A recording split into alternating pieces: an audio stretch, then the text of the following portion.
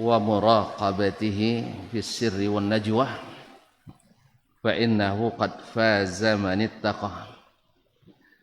Ya ayyuhalladzina amanu taqullaha haqqa tuqatih wa la tamutunna illa wa antum muslimun. Ma'asyiral muslimina wal muslimat, as-saimina was-saimat, wal qaimina wal qaimat. Bapak dan ibu-ibu, saudara-saudara dan saudari, serta adik-adik dan anak-anak jemaah siyam dan qiyam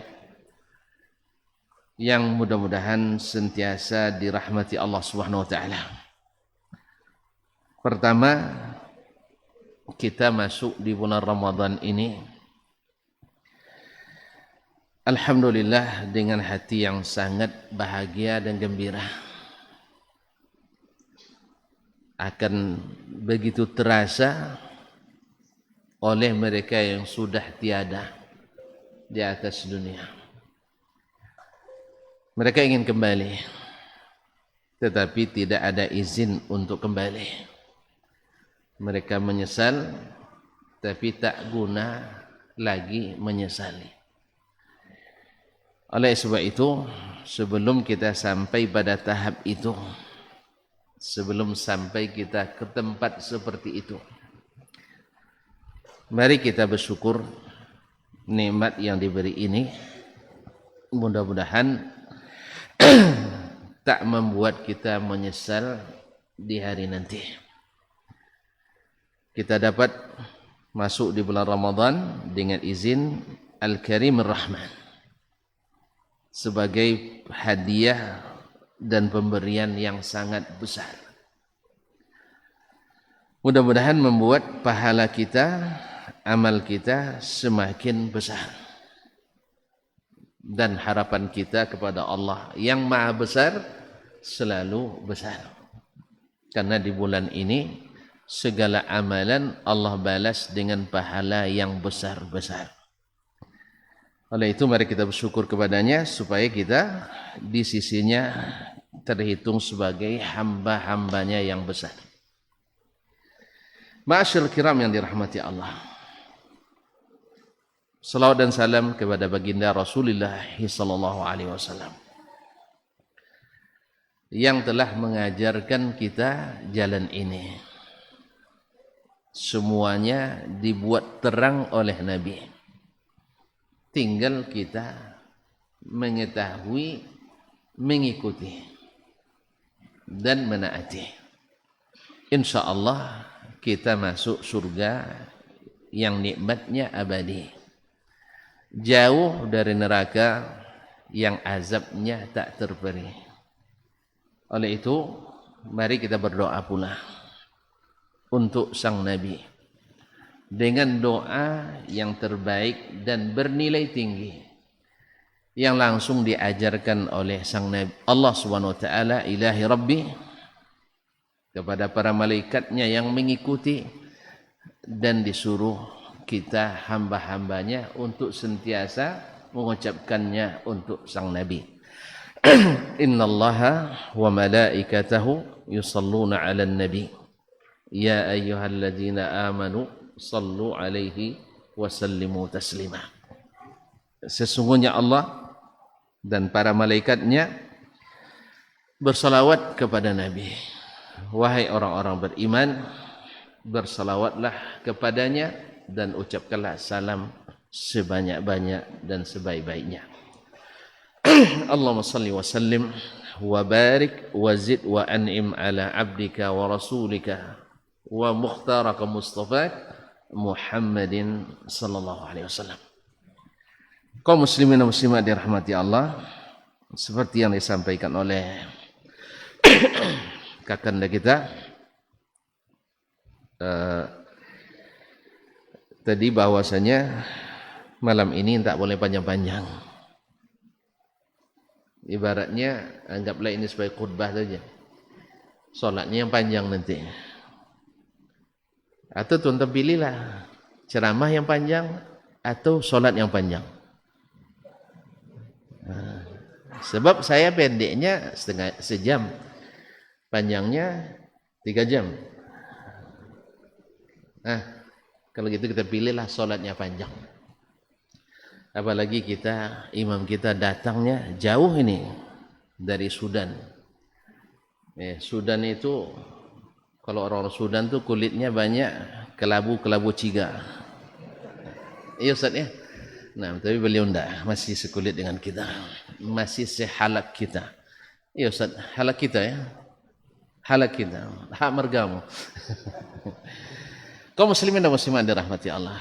Bersyukur kita dulu di masa-masa kami tua dulu jarang dapat imam-imam yang seperti sekarang ini. Imam kita dulu hafiz juga dari Wadduha sampai An-Nas. Dia khatam dulu Wadduha sampai An-Nas. Tapi kalau sekarang yang khatam itu dari Al-Fatihah sampai An-Nas. Apalagi Masya Allah beliau juga punya sanad qiraat. Ya kalau boleh dibawa juga, tapi dikasih tahu biar kami nanti yang tidak tahu memperbaiki. Ya, makanya Imam Malik rahimahullah melarang Imam Nafi' membaca Al-Quran dengan qiraat. Ya, kecuali yang dimaklumi, yang biasa didengar. Apa sebab? Sebab nanti kalau sempat salah, orang lain bilang itu qiraat. Jadi bilang riwayat. Saya pun ragu nanti. Saya bukan takhasusnya. Ma'asyiral kiram dirahmati Allah. Masuknya kita dalam bulan Ramadan ini itu sudah luar biasa nikmat dari Ilahi. Sebab apa? Yang menerima bulan puasa ini dengan senang hati dan gembira, orang-orang beriman. Orang-orang beriman. Ya ayyuhalladzina amanu. Wahai orang-orang yang beriman. Kutiba alaikumus siyam. Diwajibkan kepadamu berpuasa. Kama kutiba alal ladzina min qablikum. Jangan sedih, orang dulu pun diwajibkan puasa. Kan bilang kok kami aja yang diwajibkan, yang lain enggak, yang dulu juga diwajibkan puasa. La'allakum tattaqun. Agar kalian menjadi orang yang bertakwa. Subhanallah. Ma'asyiral kiram dirahmati Allah, kita masuk dalam, kalau bahasa pertandingannya, para nominasi atau nominator. Artinya kita ikut di dalam berpuasa dan qiyam di malam harinya. Ini sudah masuk pada level tinggi. Bukanlah orang biasa. Orang-orang beriman. Dan orang beriman itu pasti masuk surga. Pasti masuk surga. La yadkhulul jannata illa nafsun mu'minah.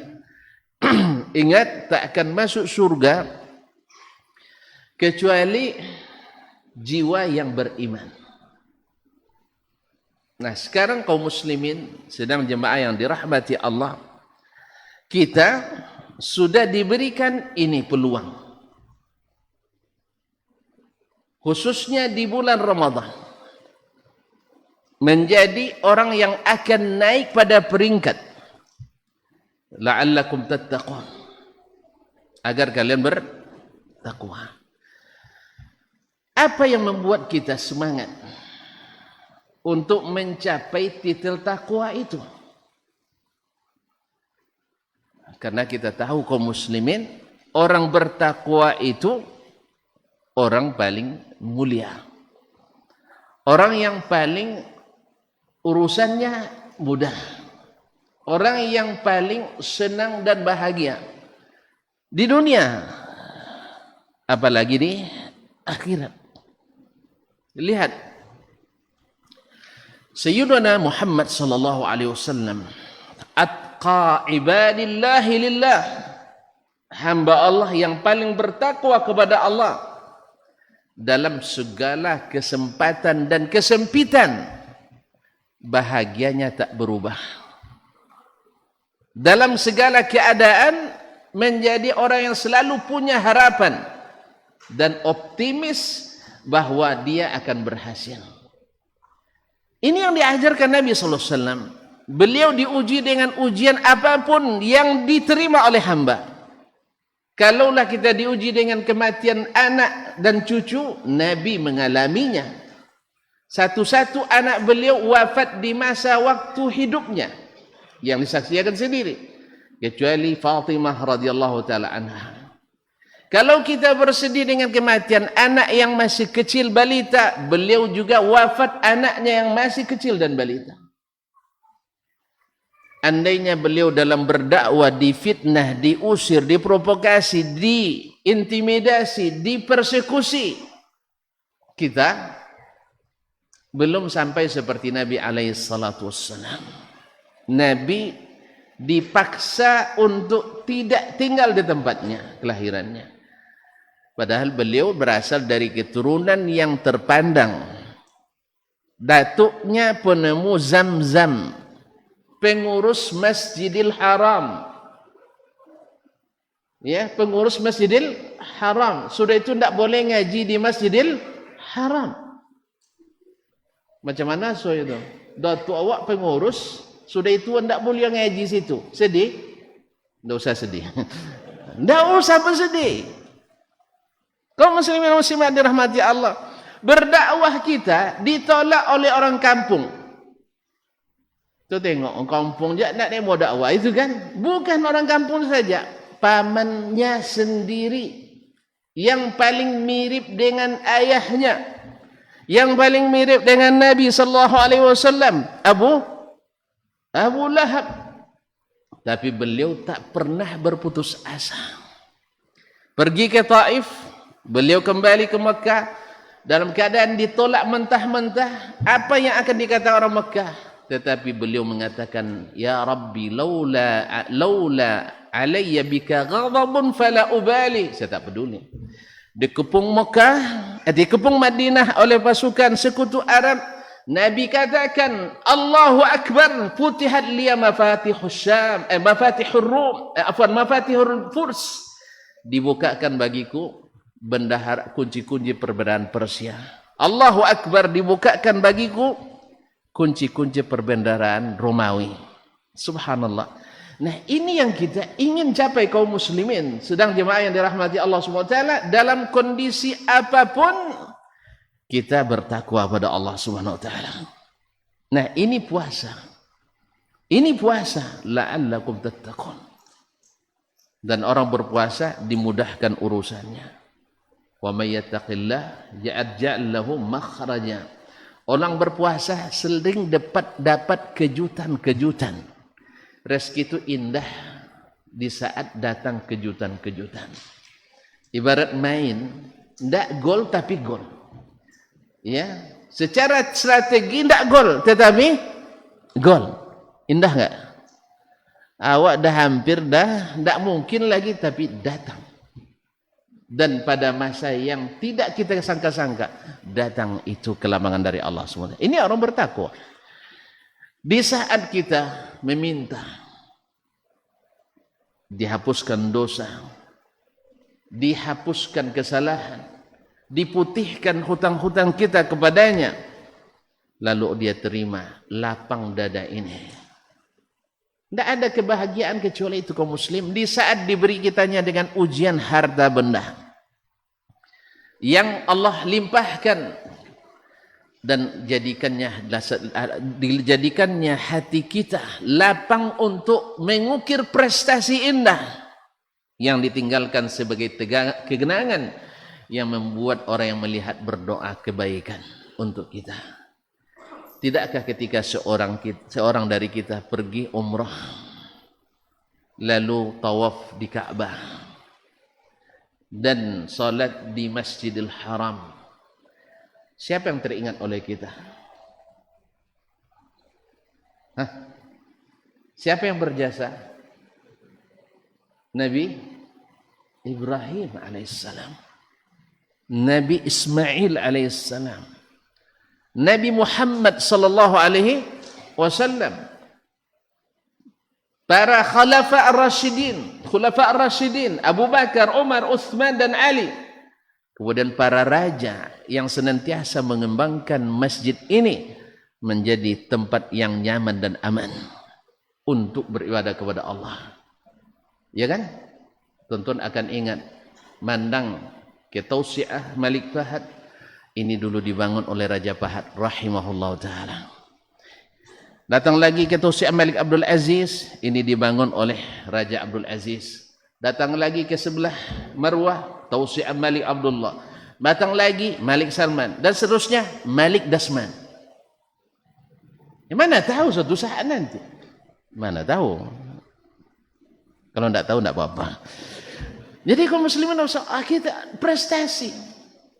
Demikian juga ketika kita dimanapun rumah, pergi ke Masjid Nabawi alaihi salatu wassalam, kita teringat masjid ini dibangun oleh baginda Rasulullah sallallahu alaihi wasallam.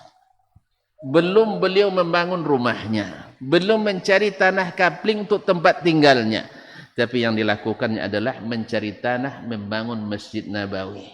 Orang ingin berwakaf, Sahal dan Suhail ingin berwakaf, kata Nabi, tidak, saya beli, karena ini harus wakaf atas nama saya sendiri. Allah. Ketika kita sampai Masjid Nabawi, teringat pula kita kepada sang Nabi alaihi salatu wassalam. Selaksa selawat, sejuta salam dilantunkan oleh bibir ini. Tak kuasa hati menolaknya. Kenapa? Karena dibangun oleh orang-orang yang bertakwa. Mudah baginya untuk melakukan apapun kebaikan. Nah inilah kenapa kita ingin berlomba menjadi orang bertakwa di bulan ini. Dan kita mesti yakin, saya pasti bisa. Dari awal malam Ramadan, ini malam keberapa? Tidak ketiga, ikhtilaf. Terjadi ikhtilaf dalam masalah ini. La ilaha illallah Muhammad Rasulullah. Semoga Allah berikan kita atau kembalikan kita ke sesuatu yang membuat kita tidak ikhtilaf. Memang perlu ketakwaan, perlu ketaatan untuk meninggalkan segala sebab yang membuat kita tidak sama. Tetapi memang ini ujian. Mudah-mudahan kita lulus pula dalam ujian ini. Semoga Allah mengampuni dan memaafkan siapapun yang belum merasakan nikmatnya untuk taat kepada Nabi alaihi salatu wassalam. Malam keberapa? Kedua, taib. Malam kedua. Berarti baru tadi Pak Sojo. Subhanallah. Terlambat tak masalah. Taib. Hah? Oh, ayo sambung. Alhamdulillah. Mudah-mudahan raya sambung. Ya, berarti kita dapat bonus satu hari. Jadi puasa lambe ayo capek. Mantap. Kaum muslimin dan muslimat. Jadi kaum muslimin dan muslimat dirahmati Allah. Kita mesti yakin. Karena kita sudah diberikan dan sudah ada di tangan. Ibarat jadwal sudah kita pegang. Tak dilaksanakan rugi, dilaksanakan untung. Ikut, kalau tidak kita didiskualifikasi. Tapi kalau ikut sekalipun tak menang, tapi kita tetap mendapatkan kebaikan. Karena masuk dalam putaran akhir dari perlombaan ini. Apalagi kalau memang kita sukses, berhasil dengan gemilang, naik podium juara.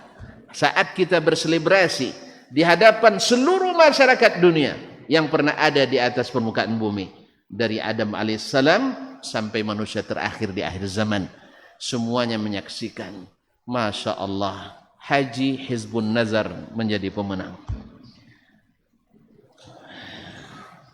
Kami juga. Nah, kaum muslimin dan muslimat, ya, siapa lagi? Antum mau jadi pemenang? Ha'umuqra'u kitabiyah.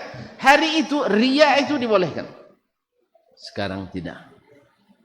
Nah, simpan itu untuk hari yang hari itu kita bisa berbangga. Dan saat itu orang-orang yang tidak mengikuti akan menyesal. dan gigit jari. Ya laitani lam uta kitabiyah. Andainya kitab ini tidak diberikan kepadaku. Oleh itu kaum muslimin dan muslimat berlomba menjadi inna akramakum indallahi atqakum, dan puasa adalah jalan kita untuk menuju ke situ. Gimana tidak? Coba bayangkan. Kalau ibarat hadiah, kalau sebuah perlombaan, hadiah yang disiapkan semakin besar, maka peserta semakin bersemangat. Iya. Semakin bersemangat. Orang ikut pertandingan bola menjelang menjelang Ramadan ada ya. Hadiah satu klub juara 1 3 juta. 3 jutanya Mbak Yulun daftar lah. Subhanallah. Iya kan? Daftar pun bayar uang apa namanya? Uang insert. Iya. Uang masuk apa pendaftaran. Dapat hadiah 3 juta. Dari 36 besar, 18 besar, 8 besar, 4 besar. Akhirnya 3 besar. Juara 1 3 juta. Juara 2 2 juta. Juara 1 1 juta. Juara 3 1 juta. Apa yang dapat dengan 1 juta? Tapi semangat untuk ikut. Kenapa? Karena kita masuk putaran bergengsi. Juara 1 sekampung Pasir Sialang misalnya. Atau sekampung Kampung Godang. Atau Ridan Permai. Siapa juaranya? Klub Haji Izmun Nazar. Kan semangat dulu? Kan ya? Subhanallah. Hadiahnya tidak cukup untuk apa-apa. Ini ada di grup. Ada mahasiswa kita. 2 orang juara karya tulis ilmiah tingkat nasional di NTB. Dapat hadiah juara 3 2 juta. Habis itu tidak ada tiket untuk pulang. Coba bayangkan, berangkat ke sana semangatnya luar biasa, hanya untuk menyebut hadiah 2 juta. Habis itu tidak cukup bayar tiket pulang. Ini kalau ada yang berminat membantunya nanti, tidak apa-apa saya sampaikan. Ya, karena ada di grup dosen itu ya. Subhanallah, kalau bukan karena semangat, ngapain mereka jauh-jauh? Ikutin dari sini saja. Bagaimana kita dengan hadiah yang luar biasa? Ibarat pedagang kaum muslimin dan muslimat dirahmati Allah. Malah tadi pagi saya bilang contohnya HP ini. Ini laku 1 juta nih. Ada yang mau beli 1 juta? Tidak ada yang mau 1 juta ya. Coba bayangkan. Kalau ini harganya 1 juta, tapi kalau tuan-tuan dan puan-puan saya minta belikan HP ini di mana pabriknya kan? Nyapu kah? Pipo, Pipo di mana? Tapi tidak promosi kan? Hah? Made in mana? Korea, oke, Korea. Ya, kalau beli di Bangkinang harganya ini malu-malu tuannya Bu. Dia buat apa HP dan? Nah, sekitar 2 juta. Oke. Tetapi ketika saya bilang tolong belikan langsung di pabriknya, saya beli 700 juta.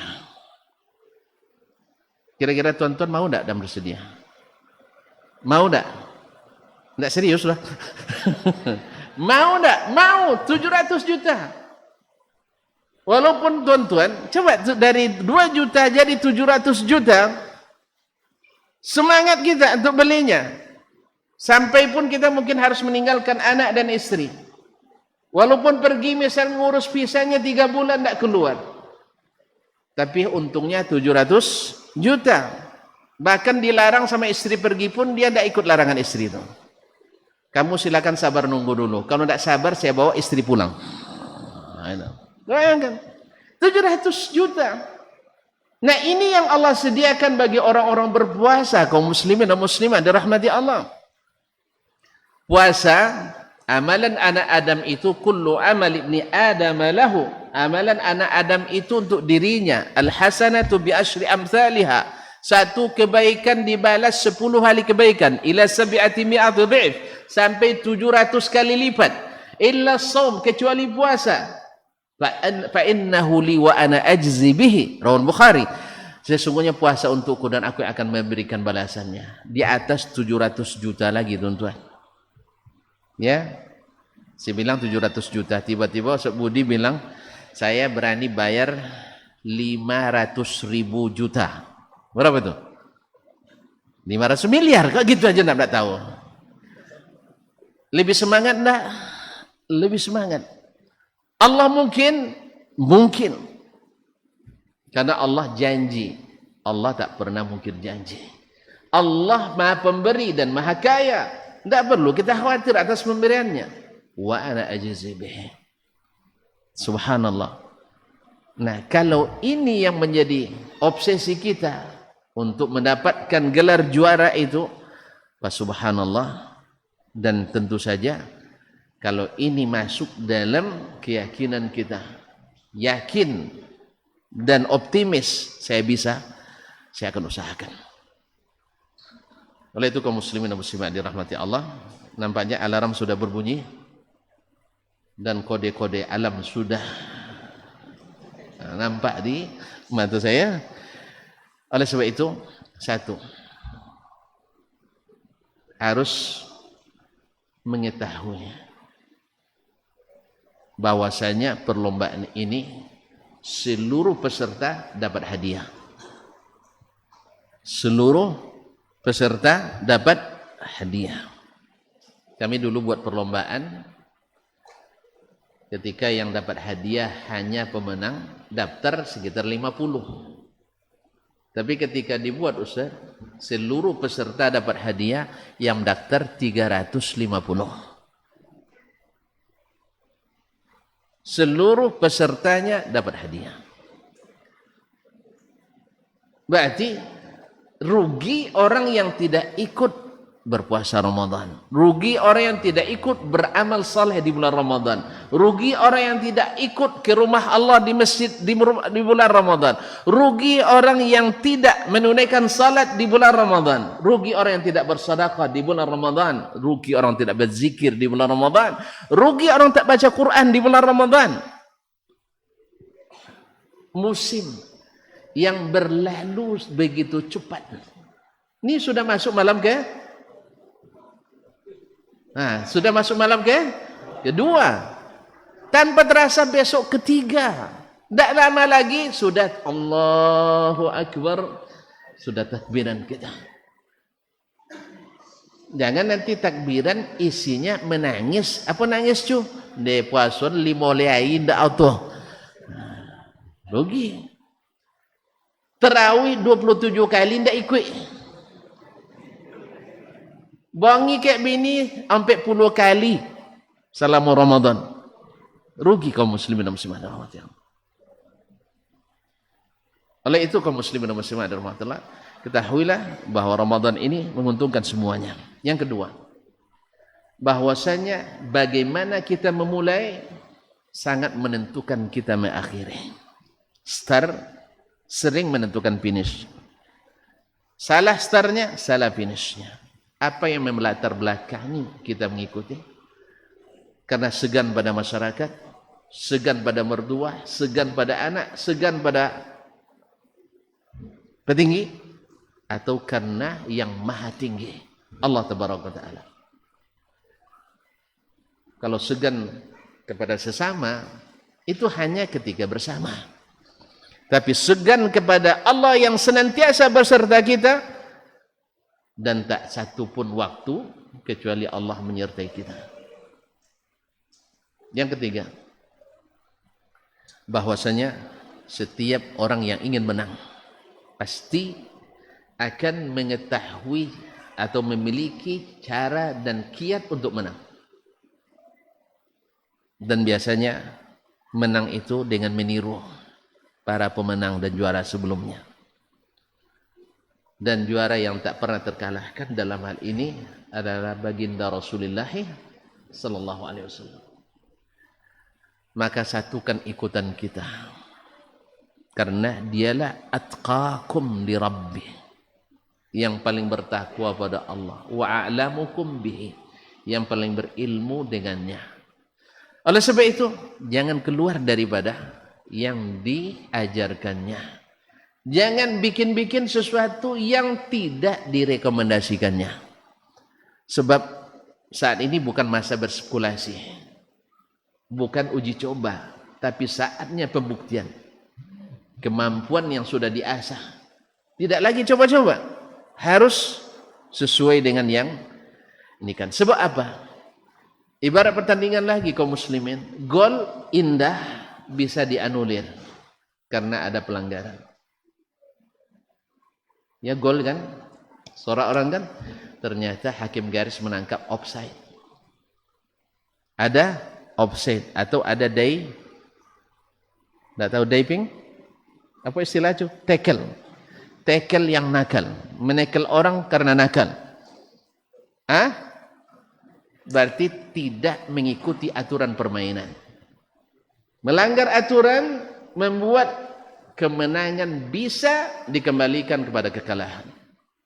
Oleh sebab itu hati-hati. Karena takwa itu sifatnya hati-hati. Tidak berbuat kecuali yang ikut aturan. Dan yang keluar dari aturan untuk saat ini mari kita tinggalkan. Karena apa? Bukan masa uji coba. Tapi ini masa untuk panen raya. Masa untuk mendapatkan kemenangan yang meyakinkan. Oleh sebab itu berilmulah sebelum beramal, berilmulah sebelum dikerjakan.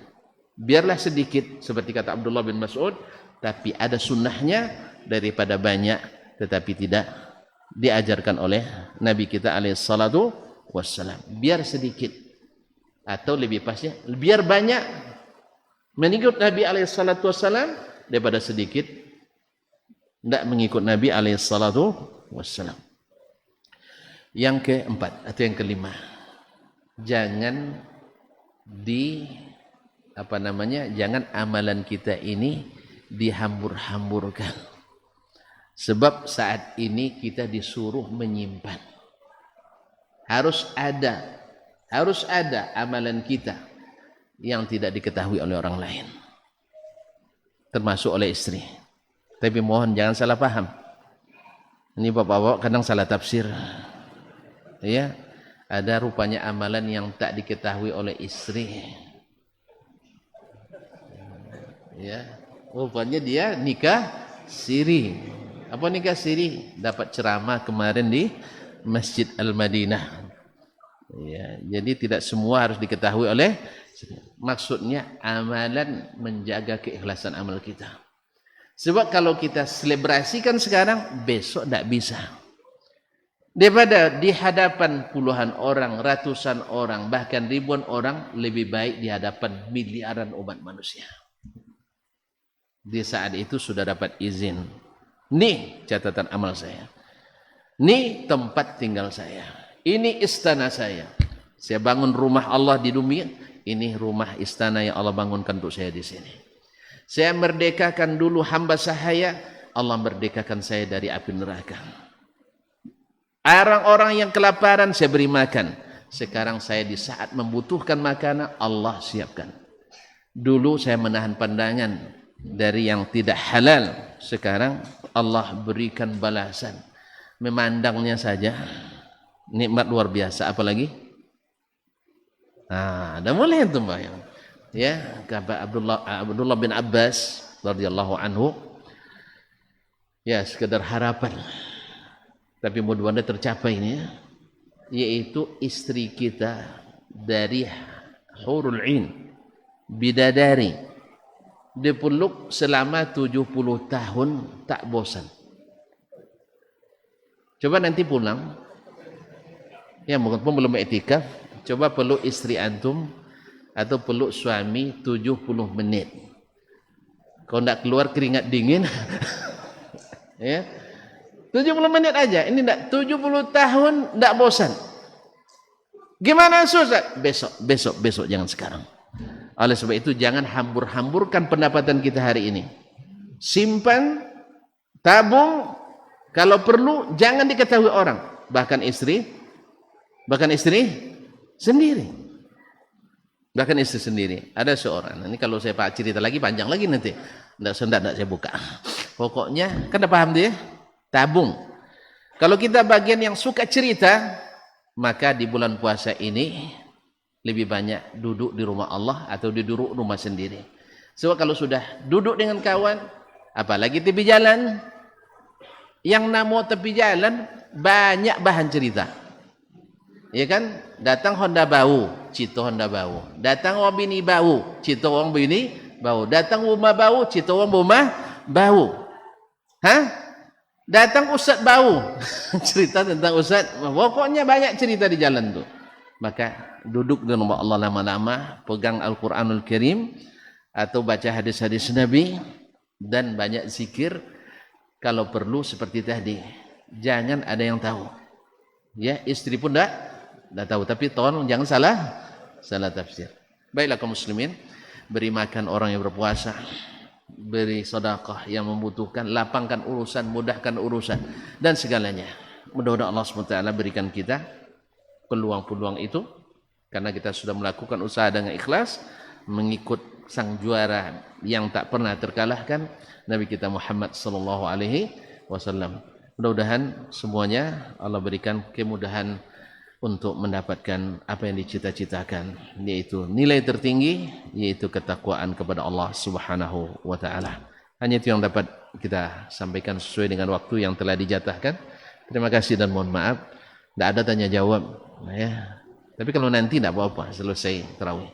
Terima kasih dan mohon maaf. Subhanakallah bihamdik, asyhadu an la ilaha illa ant, astaghfiruka wa atubu ilaik. Wassalamualaikum warahmatullahi wabarakatuh.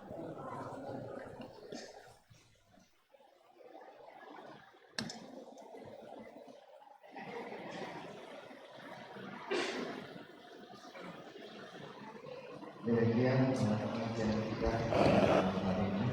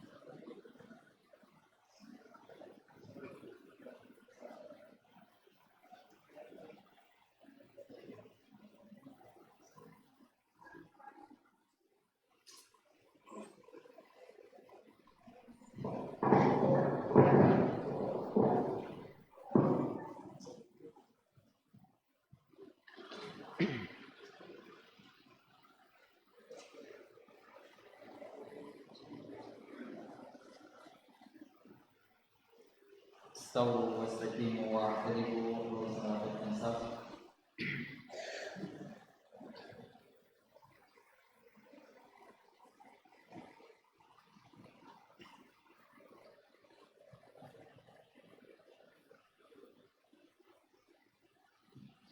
الله أكبر.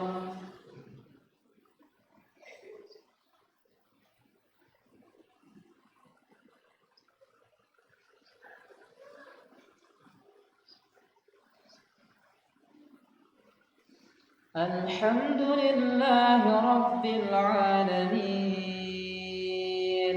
الرحمن الرحيم مالك يوم الدين إياك نعبد وإياك نستعين اهدنا الصراط المستقيم صراط الذين أنعمت عليهم غير المغضوب عليهم ولا الضالين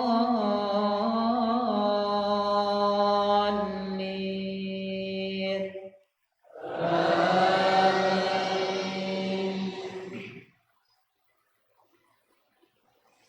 سيقول السفهاء من الناس ما ولاهم عن قبلتهم التي كانوا عليها قل لله المشرق والمغرب يهدي من يشاء إلى صراط مستقيم وكذلك جعلناكم أمة وسطا لتكونوا شهداء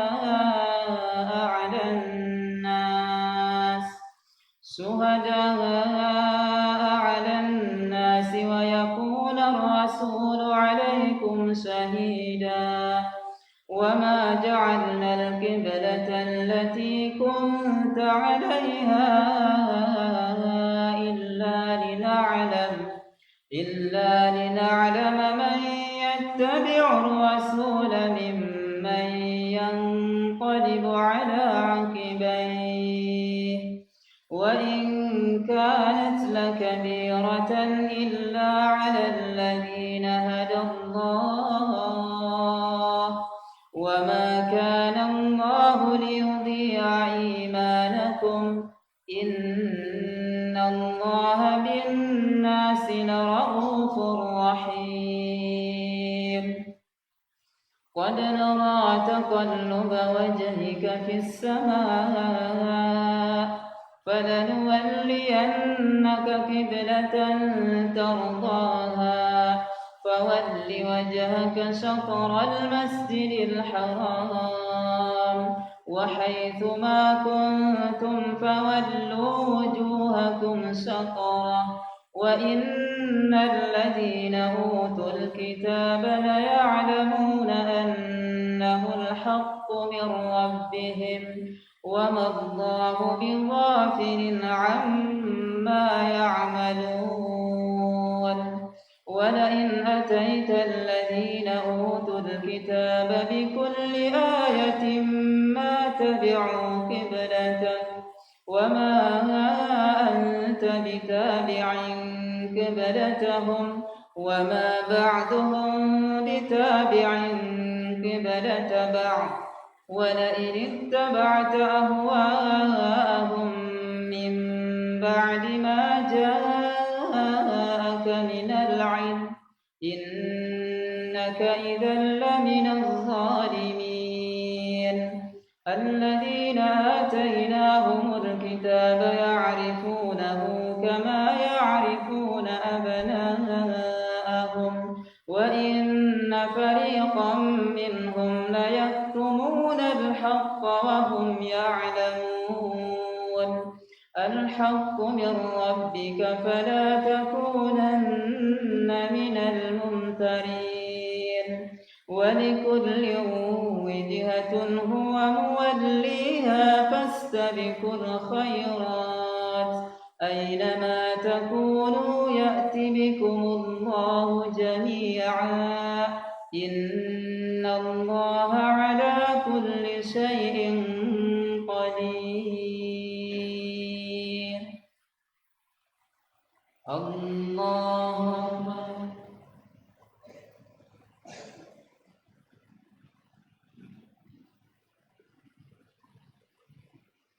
سمع الله لمن حمده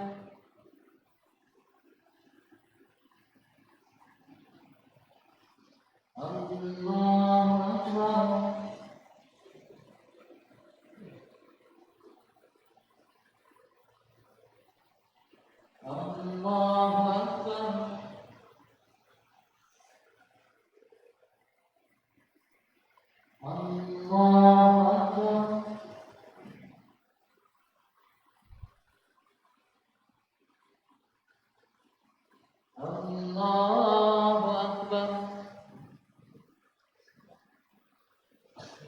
الحمد لله رب العالمين الرحمن الرحيم مالك يوم الدين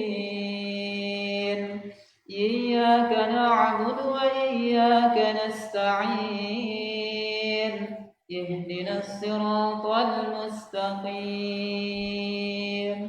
صراط الذين أنعمت عليهم غير المغضوب عليهم ولا الضالين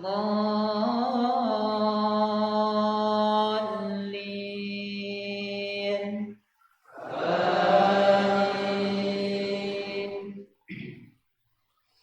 ولكل وجهة هو موليها فاستبقوا الخيرات أينما تكونوا يأت بكم الله جميعا إن الله على كل شيء قدير ومن حيث خرجت فول وجهك شطر المسجد الحرام وإنه للحق من ربك وما الله بغافل عما تعملون ومن حيث خرجت فول وجهك شطر المسجد الحرام وحيث ما كنتم فولوا وجوهكم شطره لئلا يكون للناس عليكم حجة إلا الذين ظلموا منهم فلا تخشوهم واخشوني ولأتم نعمتي عليكم ولعلكم تهتدون كما أرسلنا فيكم رسولا منكم يتلو عليكم آياته ويزكيكم ويعلمكم الكتاب والحكمة ويعلمكم ما لم تكونوا تعلمون فاذكروني أذكركم واشكروا لي ولا تكفرون يا أيها الذين آمنوا استعينوا بالصبر والصلاة إن الله مع الصابرين الله أكبر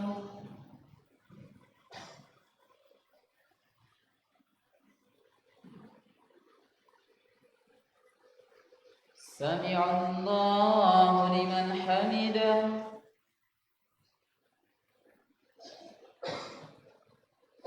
الله أكبر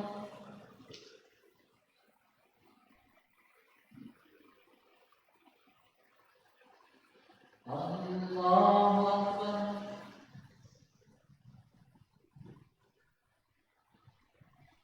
الله أكبر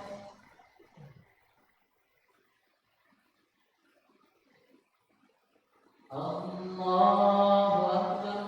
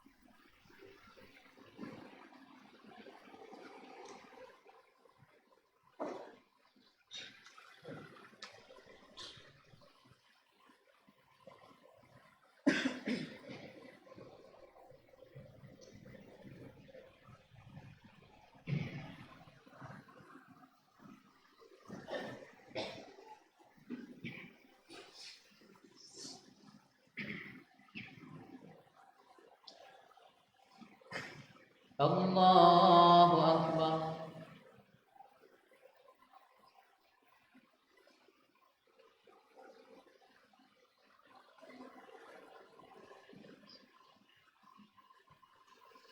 الحمد لله رب العالمين الرحمن الرحيم مالك يوم الدين إياك نعبد وإياك نستعين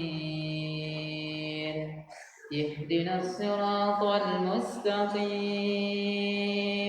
صراط الذين أنعمت عليهم غير المغضوب عليهم ولا الضالين.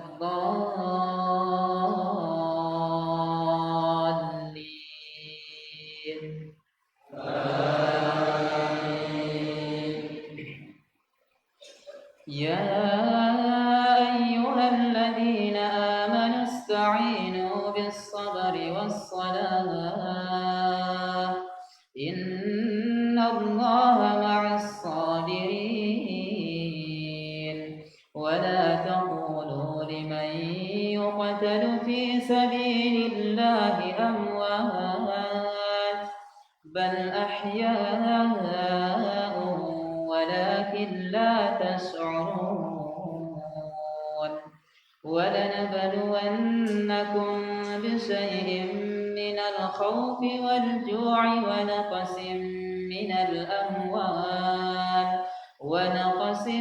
من الأموال والأنفس والثمرات وبشر الصابرين الذين إذا أصابتهم مصيبة قالوا إنا لله وإنا إليه راجعون أولئك عليهم صلوات من ربهم ورحمة وأولئك هم المهتدون إن الصفا والمروة من شعائر الله فمن حج البيت أو اعتمر فلا جناح عليه أن يطوف بهما ومن تطوع خيرا فإن الله شاكر عليم. إن الذين يكتمون ما أنزلنا من البينات والهدى من بعد ما بيناه للناس في الكتاب أولئك يلعنهم الله ويلعنهم اللاعنون إلا الذين تابوا وأصلحوا وبينوا فأولئك أتوب عليهم وأنا التواب الرحيم. إن الذين كفروا وماتوا وهم كفار أولئك عليهم لعنة الله والملائكة والناس أجمعين خالدين فيها لا يخفف عنهم العذاب ولا هم ينظرون وإلهكم إله واحد لا إله إلا هو الرحمن الرحيم. الله أكبر.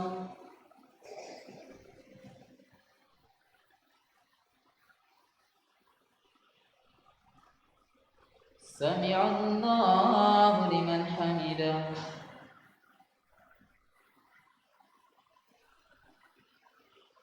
الله أكبر.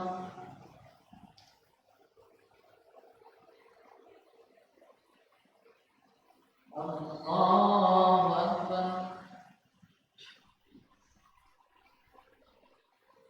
الله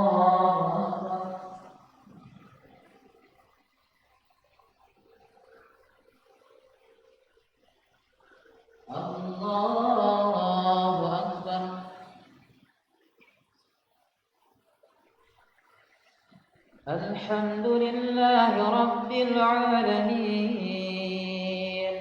الرحمن الرحيم مالك يوم الدين إياك نعبد وإياك نستعين اهدنا الصراط المستقيم صراط الذين أنعمت عليهم غير المغضوب عليهم ولا الضالين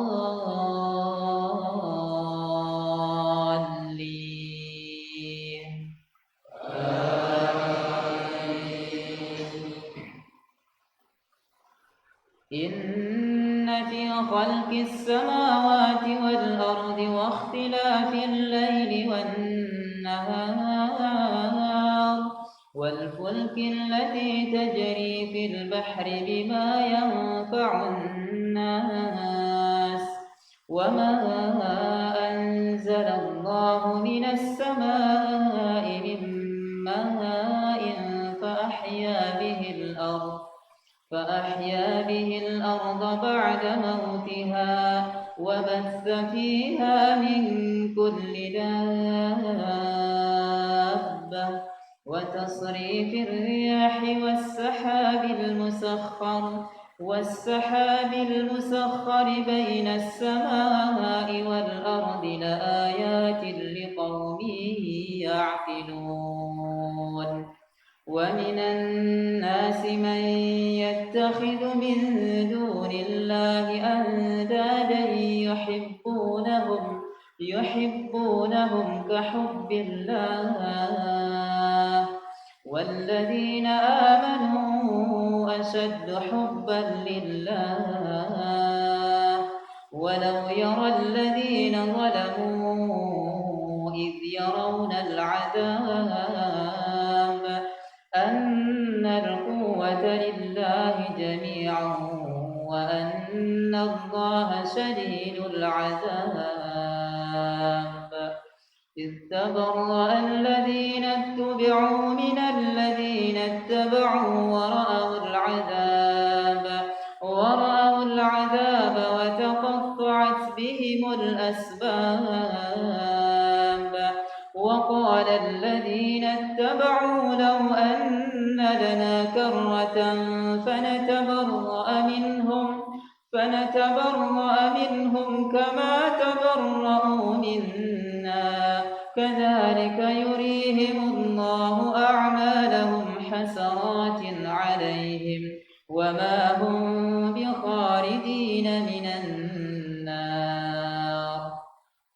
يا أيها الناس كلوا مما في الأرض حلالا طيبا ولا تتبعوا خطوات الشيطان إنه لكم عدو مبين إنما يأمركم بالسوء والفحشاء وأن تقولوا على الله ما لا تعلمون الله أكبر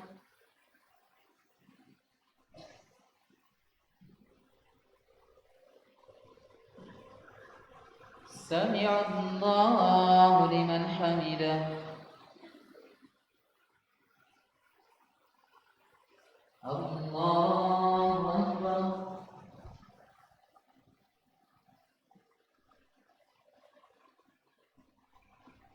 الله أكبر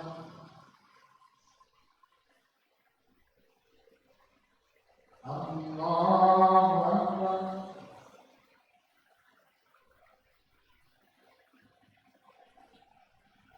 الله أكبر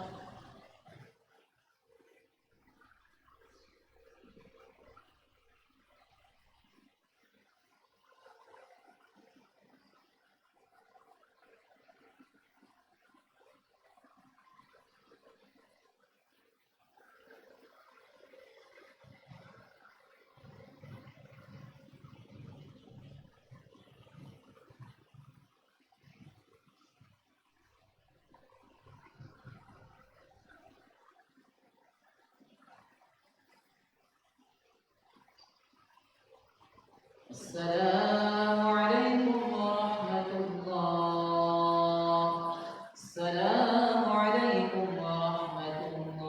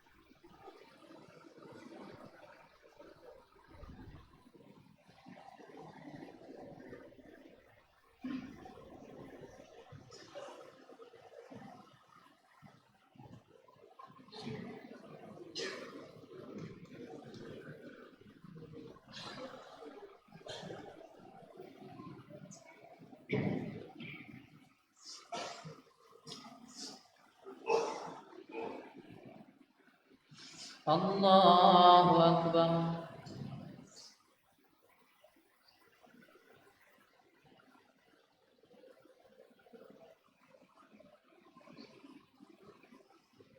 الحمد لله رب العالمين الرحمن الرحيم مالك يوم الدين إياك نعبد وإياك نستعين اهدنا الصراط المستقيم صراط الذين أنعمت عليهم غير المغضوب عليهم ولا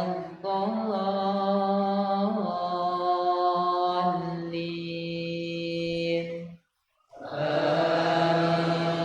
آمين. يا أيها الناس كلوا مما في الأرض حلالا طيبا ولا تتبعوا خطوات الشيطان إنه لكم عدو مبين إنما يأمركم بالسوء الفحشاء وأن تقولوا على الله ما لا تعلمون وإذا قيل لهم اتبعوا ما أنزل الله قالوا بل نتبع ما ألفينا عليه آباءنا أولو كان آباؤهم لا يعقلون شيئا ولا يهتدون ومثل الذين كفروا كمثل الذي ينعق بما لا يسمع إلا دعاء ونداء صم بكم عمي فهم لا يعقلون يا أيها الذين آمنوا كلوا من طيبات ما رزقناكم واشكروا لله إن كنتم إياه تعبدون إنما حرم عليكم الميتة والدم ولحم الخنزير وما أهل به لغير الله فمن اضطر غير باغ ولا عاد فلا إثم عليه إن الله غفور رحيم إن الذين يكتمون ما أنزل الله من الكتاب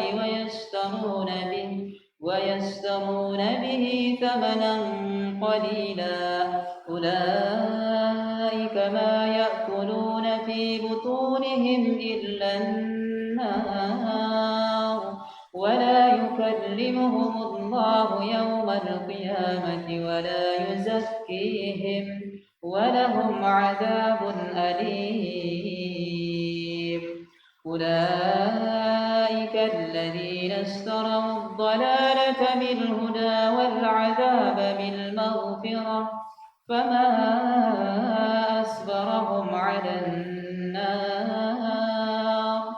ذلك بأن الله نزل الكتاب بالحق وإن الذين اختلفوا في الكتاب لفي شقاق بعيد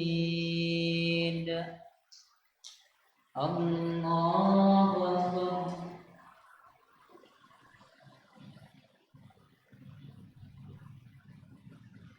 سمع الله لمن حمده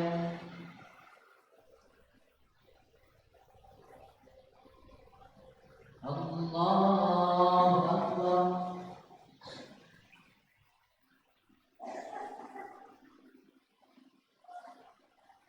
الله أكبر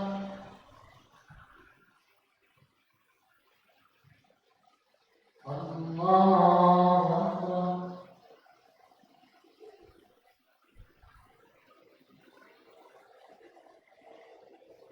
الله أكبر الحمد لله رب العالمين الرحمن الرحيم مالك يوم الدين إياك نعبد وإياك نستعين اهدنا الصراط المستقيم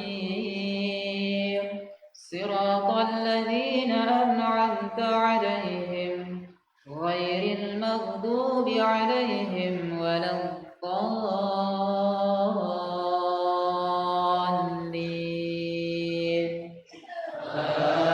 آمين ليس البر أن تولوا وجوهكم قبل المشرق والمغرب ولكن البر من آمن بالله واليوم الآخر والملائكة والكتاب والنبيين وآتى المال على حبه ذوي القربى واليتامى والمساكين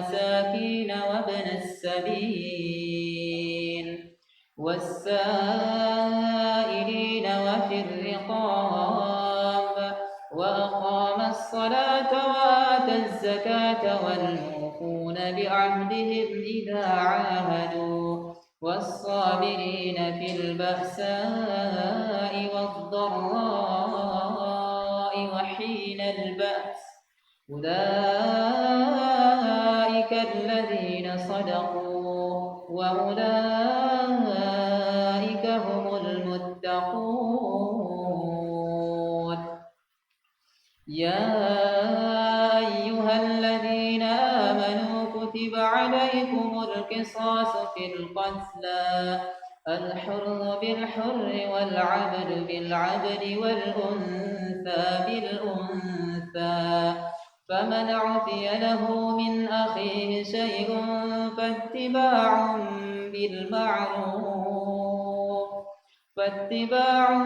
بالمعروف وأداء إليه بإحسان ذلك تخفيف من ربكم ورحمة فمن اعتدى بعد ذلك فله عذاب أليم ولكم في القصاص حياة يا أولي الألباب لعلكم تتقون كتب عليكم إذا حضر أحدكم الموت إن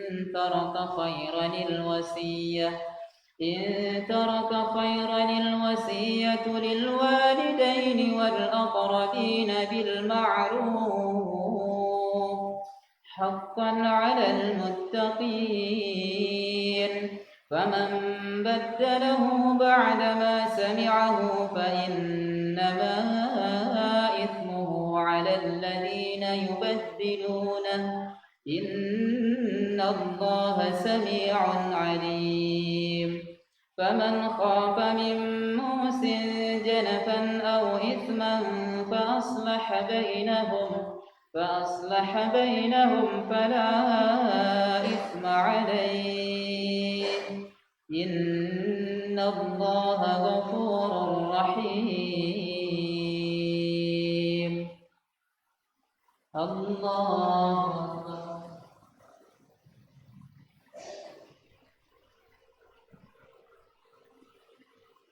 سمع الله لمن حمده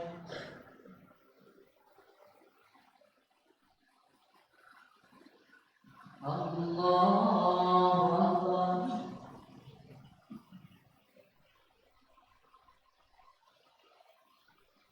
الله أكبر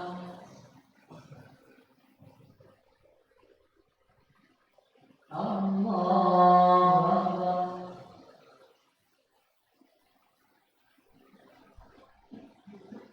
الله أكبر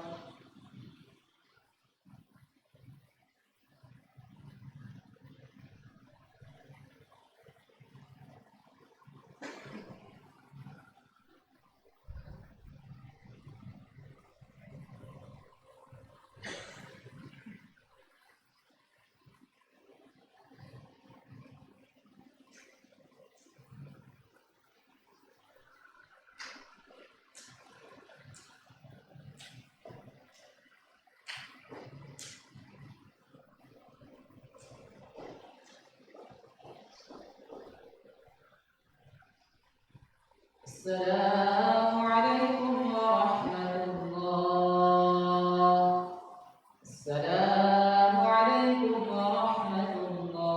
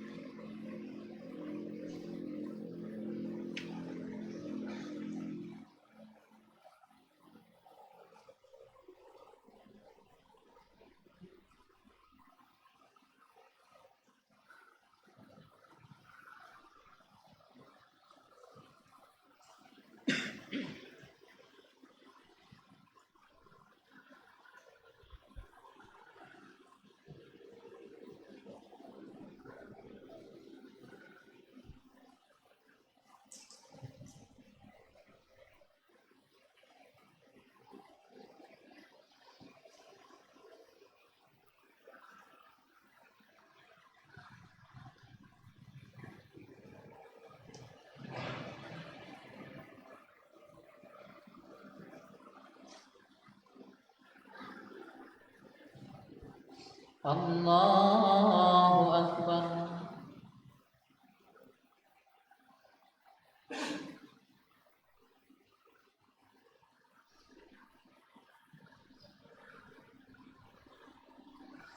الحمد لله رب العالمين الرحمن الرحيم مالك يوم الدين إياك نعبد وإياك نستعين اهدنا الصراط المستقيم صراط الذين أنعمت عليهم غير المغضوب عليهم ولا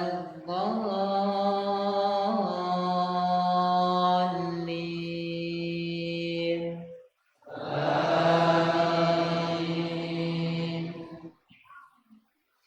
يا أيها الذين آمنوا كتب عليكم الصيام كما كتب على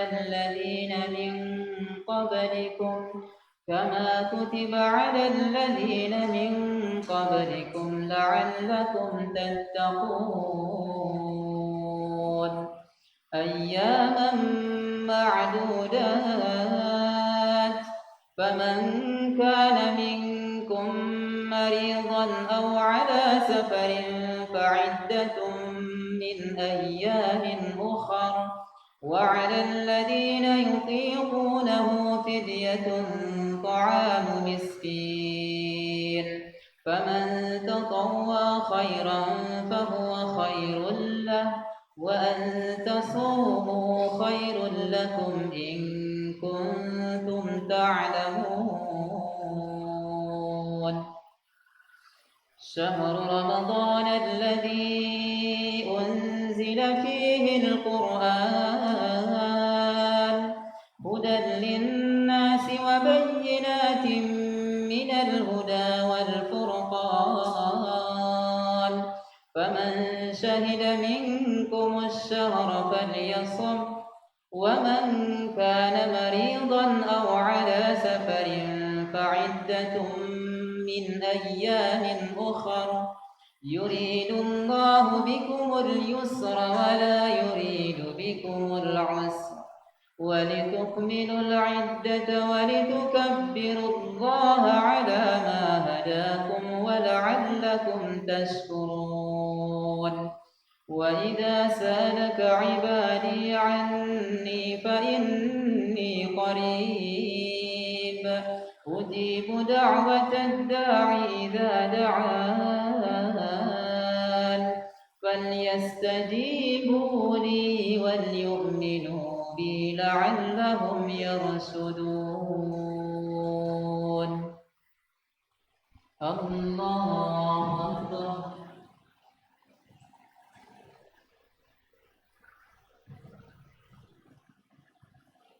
سمع الله لمن حمده.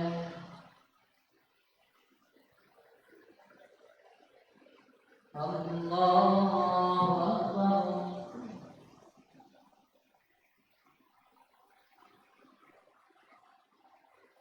الله أكبر.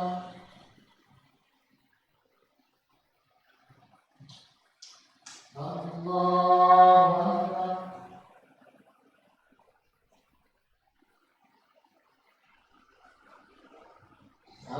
الله أكبر.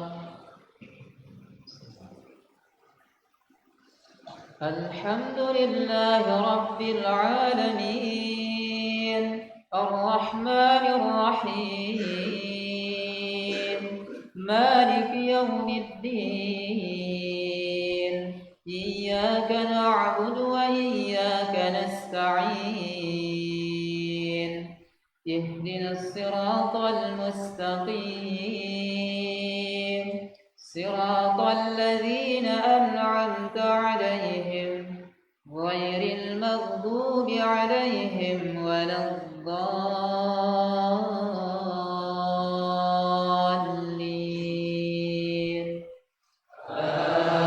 آمين. أحل لكم ليلة الصيام الرفث إلى نسائكم هن لباس لكم وأنتم لباس لهن علم الله أنكم كنتم تختانون أنفسكم فتاب عليكم وعفى عنكم فالآن باشروهن وابتغوا ما كتب الله لكم وكلوا واشربوا حتى يتبين لكم الخيط الأبيض من الخيط الأسود من الفجر ثم أتموا الصيام إلى الليل ولا تباشروهن وأنتم عاكفون في المساجد تلك حدود الله فلا تعتدوها كذلك يبين الله آياته للناس لعلهم يتقون ولا تأكلوا أموالكم بينكم بالباطل وتدلوا بها إلى الحكام لتأكلوا فريقا من أموال الناس بالإثم وأنتم تعلمون يسألونك عن الأهلة قل هي مواقيت للناس والحج وليس البر بأن تأتوا البيوت من ظهورها ولكن البر من اتقى وأتوا البيوت من أبوابها واتقوا الله لعلكم تفلحون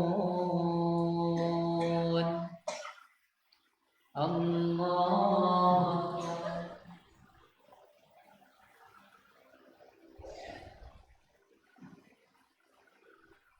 سمع الله لمن حمده الله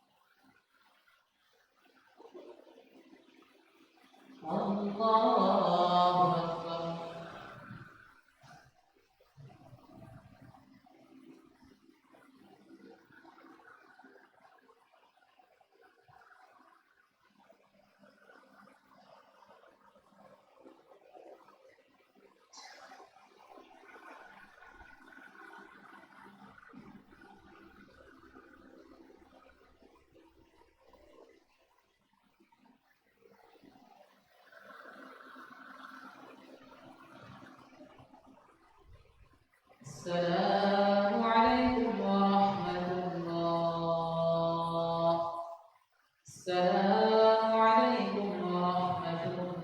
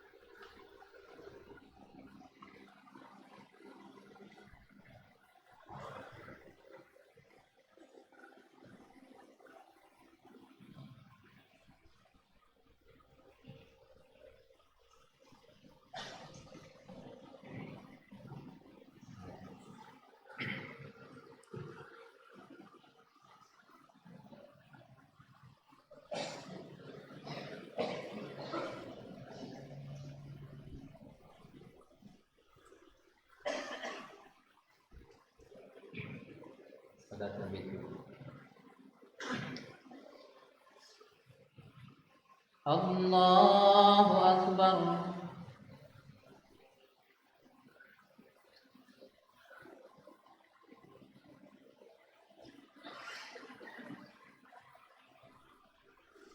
الحمد لله رب العالمين الرحمن الرحيم مالك يوم الدين إياك نعبد وإياك نستعين اهدنا الصراط المستقيم صراط الذين أنعمت عليهم غير المغضوب عليهم ولا الضالين آمين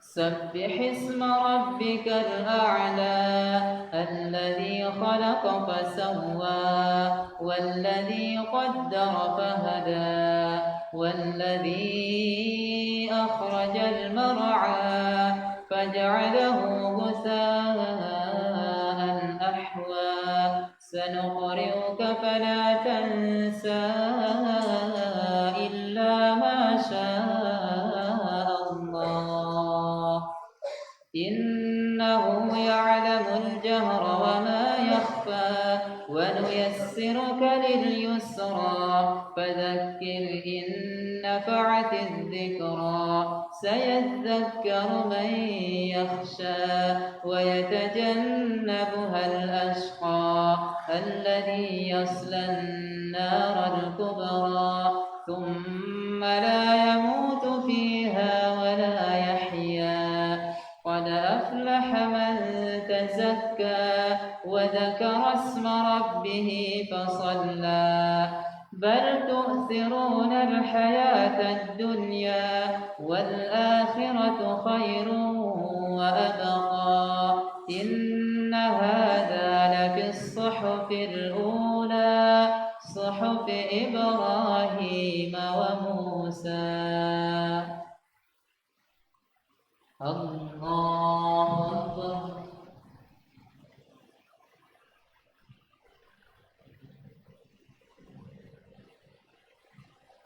سمع الله لمن حمده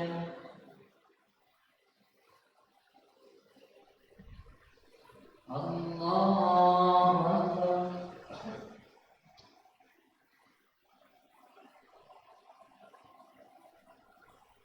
الله أكبر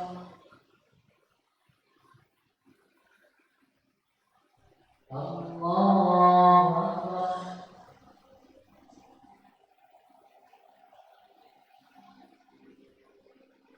الله أكبر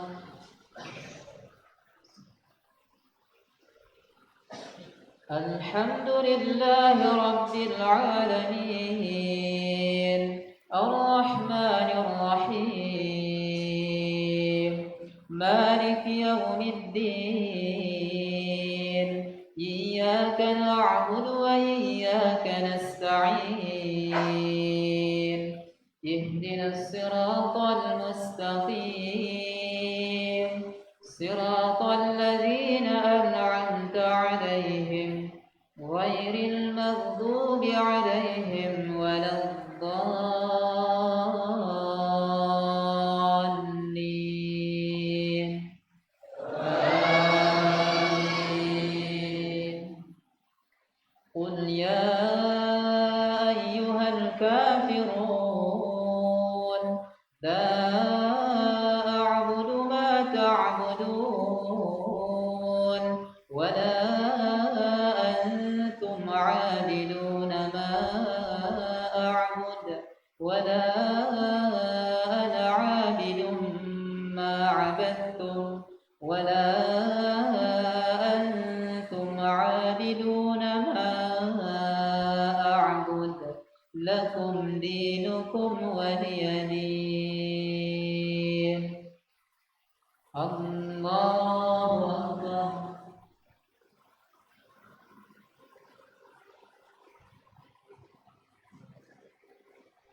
سمع الله لمن حمده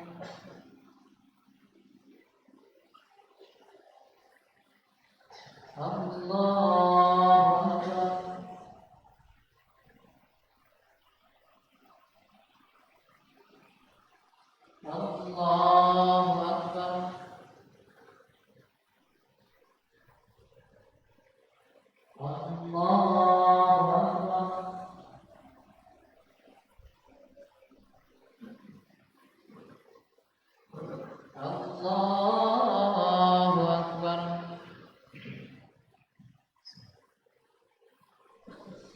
الحمد لله رب العالمين الرحمن الرحيم مالك يوم الدين إياك نعبد وإياك نستعين اهدنا الصراط المستقيم صراط الذين أنعمت عليهم غير المغضوب عليهم ولا الضالين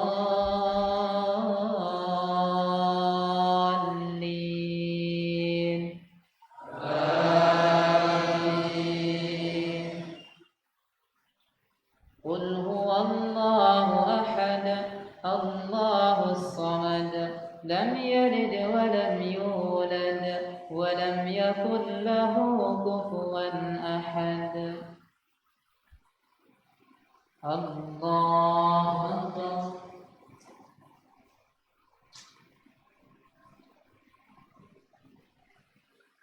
سمع الله لمن حمده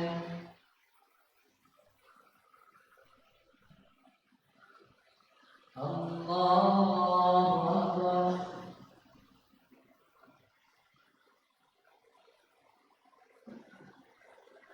الله أكبر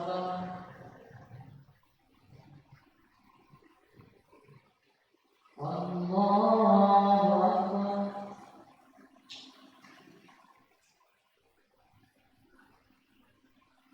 الله